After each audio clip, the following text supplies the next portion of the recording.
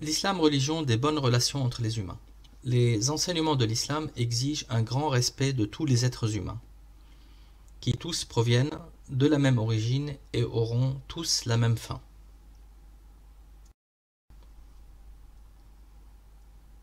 Les relations entre les hommes et les nations sont fondées dans l'islam sur le respect et la connaissance mutuelle.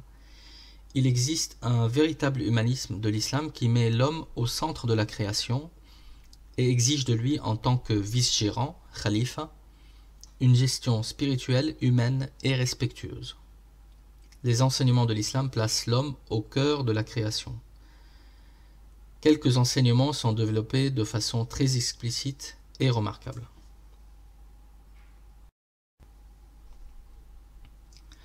D'abord, toutes les femmes et tous les hommes proviennent du même être originel. Dans la sourate 4, « Ô hommes, soyez emplis de la conscience révérentielle de Dieu, qui vous a créé d'un être unique et qui en a créé, tiré son conjoint, époux, et fit naître de ce couple tant d'êtres humains, hommes et femmes. Toutes les femmes et tous les hommes ont la même dignité originelle, quelle que soit leur religion, leur couleur, leur origine et leur statut social. Les faiblesses, les péchés, voire les pires actions ne doivent pas faire oublier cette dignité fondamentale dans le jugement et le traitement de nos semblables.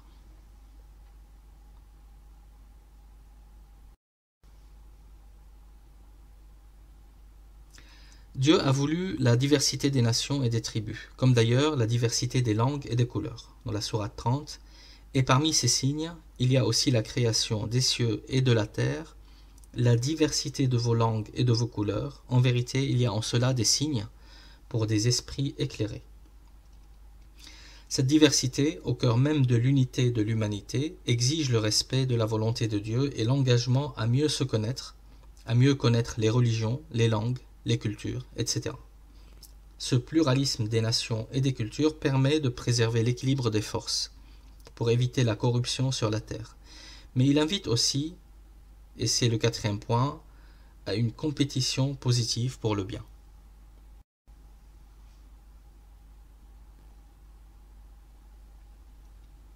Dans la sourate 5, « À chacun de vous, nous avons tracé un itinéraire et établi une règle de conduite qui lui est propre, et si Dieu l'avait voulu, il aurait fait de vous une seule et même communauté. Mais il a voulu vous éprouver pour voir l'usage que chaque communauté ferait de ce qu'il lui a donné. Rivalisez donc d'efforts dans l'accomplissement des bonnes œuvres, car c'est vers Dieu que vous ferez tous retour, et il vous éclairera alors sur l'origine de vos disputes. » Cette attitude positive vis-à-vis d'autrui, qui devient le catalyseur de l'expression du bien et le miroir de l'humanité commune, définissant les êtres, impose donc d'aller au-delà du principe de tolérance, lequel ne suffit pas.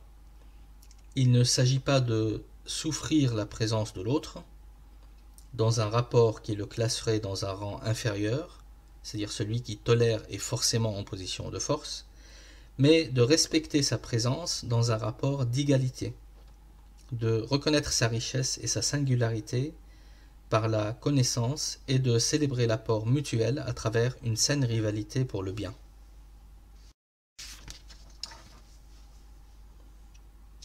Il est impératif de suspendre son jugement quant au peuple et aux nations. Le jugement n'appartient qu'à Dieu. Dieu seul est le maître du jugement, et chacun doit s'engager à être humain, digne, respectueux de l'égalité pour tous les individus, femmes et hommes, de toutes les croyances et religions, en tâchant de promouvoir le bien autant que faire se peut. Certes, en tant que croyant, l'homme pense et croit que la dernière révélation est l'ultime vérité provenant de la vérité de Dieu, mais cette vérité exige de lui qu'il respecte autrui, s'abstienne de tout jugement définitif et se distingue éthiquement. En ce sens, le message universel de l'islam enseigne aux musulmans que la diversité est universelle. Ces enseignements fondent le socle de l'humanisme islamique que l'on trouve inscrit dans les textes et qui donne sens au cheminement spirituel dans la vie. Alors pour retrouver ces éléments et plus encore, visitez notre site à l'adresse qui est inscrite à l'écran à la rubrique Relations. Vous pouvez me contacter via ce site dans l'onglet Contact pour toute question ou suggestion, et dans les prochaines vidéos, j'aborderai les thématiques suivantes: l'islam, religion de la liberté, de l'égalité, de la fraternité, de l'écologie et de la célébration de la beauté, et des vidéos consacrées au thème du discernement. Pour être informé de la disponibilité de ces prochaines vidéos, vous pouvez vous abonner à la chaîne, et si le contenu de cette vidéo vous a plu, diffusez-la auprès des gens que vous aimez.